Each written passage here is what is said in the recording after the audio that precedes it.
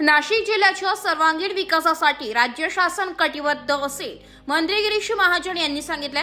महाराष्ट्र राज्य स्थापनेचा 66वा स्थापना दिवस साजरा। महाराष्ट्र राज्य स्थापनेच्या 66व्या वर्धापन दिनानिमित्त ध्वजारोहण समारंभ पोलीस संचलन मैदानावर आज सकाळी आयोजित करण्यात आला होता। त्यावेळी ते बोलत होते। यावेळी विभागीय आयुक्त डॉक्टर प्रवीण गेडाम, विशेष पोलीस महानिरीक्षक दत्तात्रय कराळे, पोलीस आयुक्त संदीप कर्णिक, जिल्हाधिकारी जलज शर्मा, जिल्हा परिषदेच्या मुख्य कार्यकारी अधिकारी आशिमा मित्तल, पोलीस अधीक्षक विक्रम देशमाने आदी उपस्थित होते। यावेळी पोलीस दल, गृहरक्षक दल, राज्य उत्पादन शुल्क, अग्निशमन दल, नागरी संरक्षण दल, शहर पोलीस वाहतूक शाखेच्या तुकडीने संचलन करून मानवंदना दिली। यावेळी मान्यवरांच्या हस्ते विविध पुरस्कार, प्रमाणपत्रांचे वितरण करण्यात आले। मंत्री गिरीश महाजन म्हणाले की नाशिक आणि त्र्यंबकेश्वर येथे सन 2026 ते 2027 मध्ये सिंहस्थ कुंभमेळा होणार, त्याचे जिल्हा प्रशासनाच्या माध्यमातून नियोजन सुरू आहे।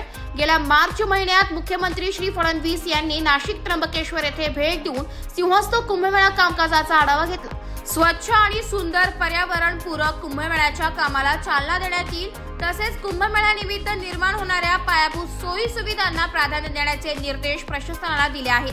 कुंभमेळ्याच्या नियोजनासाठी कोणत्याच गोष्टींची उणीव जाणू देणार नाही, तसेच स्वच्छ व हरित कुंभ पार पाडण्यासाठी लोकसहभाग आवश्यक आहे। श्री क्षेत्र त्र्यंबकेश्वरला तीर्थक्षेत्राचा दर्जा देण्याचा निर्णय शासनाने घेतलाय। जिल्ह्यातील काही वाड्या गावांना सध्या पाणी टंचाई जाणवत आहे।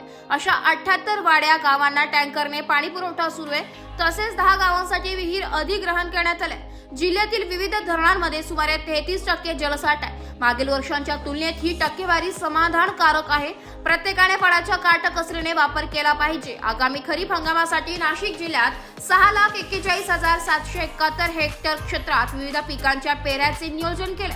त्यासाठी आवश्यक बी बियाणे, रासायनिक खते पुरेशा प्रमाणात उपलब्ध राहतील अशी दक्षता घेण्याच्या सूचना दिल्या।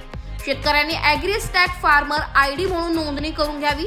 यासह कृषी विभागाच्या माध्यमातून विविध योजनांची प्रभावीपणे अंमलबजावणी करीत शेतकऱ्यांच्या सक्षमीकरणासाठी राज्य शासनाचे प्रयत्न सुरू आहेत। ब्युरो रिपोर्ट, नाशिक लोकशाही न्यूज, नाशिक।